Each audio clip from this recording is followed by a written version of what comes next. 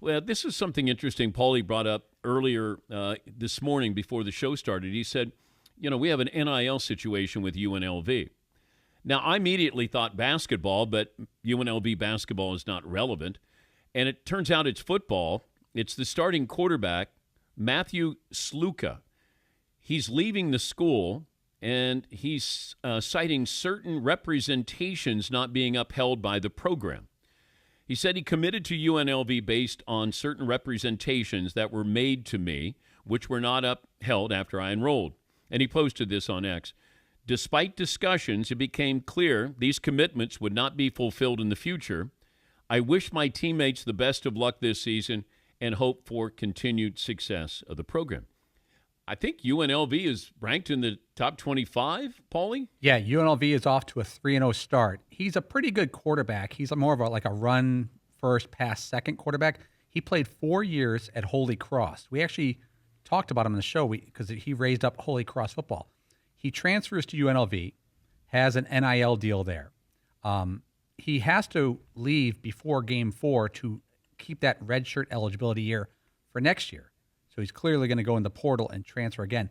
There's some mixed reports out there whether he was not paid what he was promised in his NIL deal. Some reporters, college reporters, are saying he went in to renegotiate midseason, which we, again, to be fair to this young man, we don't know that. There's mixed reports whether he was not paid fairly or everything was not paid to him, or after going 3-0, he realized his value and went in for a renegotiation session. So, but this is saying that certain representations were not made to me, not upheld after I enrolled. That doesn't sound like a renegotiation. Correct. But I wonder what is in writing. Do we have contracts with NIL that says this is what you're getting, this is what you're getting this year? I guess if you have incentives in there for NIL, I mean, I don't know. Do they have a standardized contract for NIL? Yeah. And if they don't, why don't they? They're hard to find any public records of NIL. The deals are all approved by the NCAA, but you can't see them. One thing is, whatever your NIL deal is, some of the websites are reporting, doesn't prevent you from entering the portal at some point. So it's almost like you don't necessarily have to uphold your end of the bargain on NIL, the player. Yeah, but did the school have to? Why doesn't the NCAA have a standardized NIL contract for players? Now, the language is different, but have something that's standardized that can the school go and get money from him if he's leaving, if they paid him money? How much money did they pay him? Like, it's still the wild, wild west here. Yes, Heaton. But the very, beginning is you're not supposed to recruit based on NIL, correct? Isn't that the way that this is all supposed to work? You're not supposed to use NIL as recruiting. So I committed to UNLV based on certain representations that were made to me, which were not upheld after I enrolled.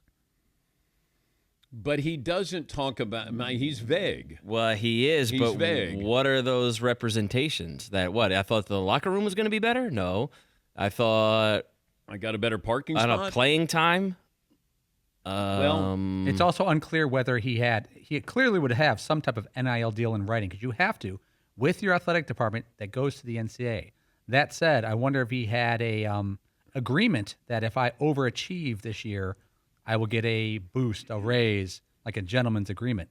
They are 3-0. He's playing well. UNLV. Yeah, but I would ask him. I would say, wait, tell me what was promised to you since you are transferring here. You're vague. Let me find out exactly what happened here.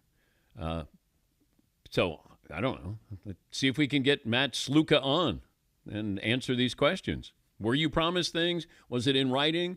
They're not supposed to recruit you with the promise of benefits. At least that's what we're told. Yes, Heaton. Despite discussions, it became clear these commitments would not be fulfilled in the future. What does that mean?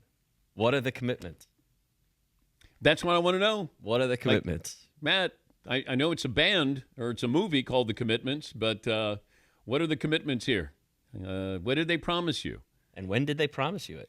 Yes, Todd. Unless he doesn't care about reputation, it's a really bad look. He almost has to be less vague because a lot of us will jump to conclusions. What a jerk. You're on this team. How could you let down your fans and your teammates like this and you're just leaving? Unless we know a little more than he's shared so far, he doesn't look good with this whole situation at all. Well, everybody's out for themselves. This is his last paycheck, this last payday, because he's, fifth-year senior?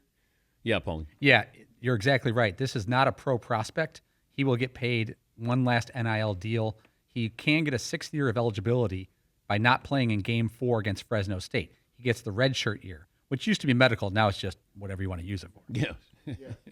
Well, it used to be the hardship draft in the NBA. Right. And then they're like, this sounds silly. Yeah. Sorry, we're not going to use that silly term. Yes, Marvin. Does this hurt him going forward when he's trying to go to another school? Well, I'd like to know what the promises are when he goes to that next school. Is it going to be in writing? I mean, I'd love to have him on to find out, hey, what were the promises here? I mean, let's be transparent. Yes, Paulie. By the way, we can't overlook the fact that this kid transferred from Holy Cross to UNLV. You talk about a cultural shift.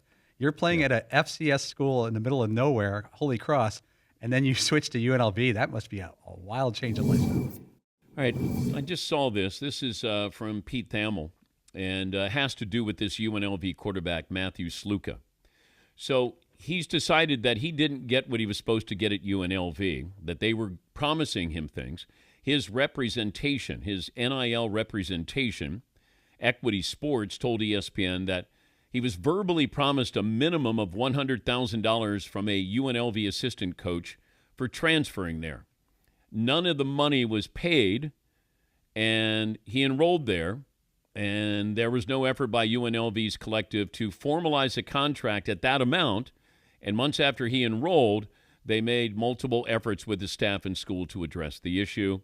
I guess he got a $3,000 relocation stipend for the move, and he was getting $3,000 per month for the next 4 months. So they're shy about $88,000 on what UNLV had promised him.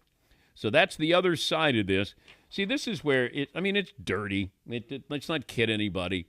Hey, do you want to transfer here? What are you going to pay me? We're going to pay you $100,000. This is a kid who came from Holy Cross, where he probably wasn't making anything there, and now you go to UNLV. You're the quarterback, team's undefeated, and he's wanting to get his money. So whether he went in to renegotiate or he's trying to negotiate what you promised him, even though you're not supposed to promise athletes money with the collective. Like, it's all a cesspool. How about just contracts here? All right? Standardized contract. University must pay you this. So you have to go and transfer in good faith. He has to go to UNLV and believe that they're going to pay him what they promised him. And I'm sure nothing's in writing. It's all, hey, here's an assistant coach saying he'll give me $100,000 if I go to UNLV. Well, you get there. All right, now what are you going to do? You're going to transfer? You're winning. You're undefeated. You're going to transfer? Now, I don't know if that's the case. But if you're promising $100,000, you go there. You're starting. Your team's undefeated. Why am I not getting my money? What is the reason behind that? And if it starts to, now it's already out. If you're thinking about going to UNLV, you might think again, are they going to pay me when I get there? And you're not supposed to use this as an enticement to recruit, which is laughable. But until they make it official, above board, everything's transparent, here's the contract, you're going to pay taxes on this, like all of these things.